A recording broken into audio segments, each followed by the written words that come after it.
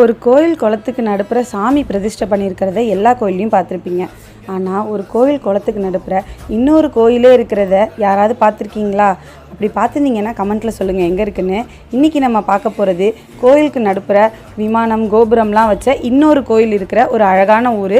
அதான் திருவாரூரில் இருக்கிற கமலாலயம் குளத்துக்கு நடுப்புற இருக்கிற நடுநாங்கோயில்னு சொல்லுவாங்க. ஆனால் இது நாகநாதர் சாமியோட கோயில். திருவாரூரில் பார்க்குறதுக்கு அழகாக அமைதியாக இருக்கிற நிறைய இடங்கள்ல ஒரு இடம் தான் இந்த நாகநாதர் சாமி கோயில். இந்த கோயிலுக்கு நீங்கள் வரணும்னா ஈவினிங் 5 மணிக்கு மேலே கமலாலய குளக்கரையிலேருந்து இங்கே போட் ஃபெசிலிட்டிஸ் இருக்கும். அந்த போட்டில் நீங்கள் வந்துடலாம்.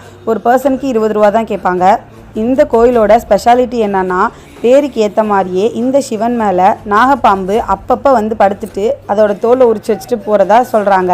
இதுக்கு முன்னாடி அதே மாதிரி பாம்பு வந்து தோல் உரிச்சு வச்சுட்டு போயிருந்ததை அந்த தோலை எடுத்து நம்ம பார்க்கணுங்கிறதுக்காக டிஸ்பிளேல வச்சுருப்பாங்க. இந்த கோயிலில் சாமி மேலே இருந்த முதல் பாம்போட தோலை அங்கே ஃப்ரேம் போட்டு வாசல்லே வச்சுருப்பாங்க. இதான் அந்த பாம்பு எவ்வளோ பெருசாக இருக்குன்னு பாருங்கள்.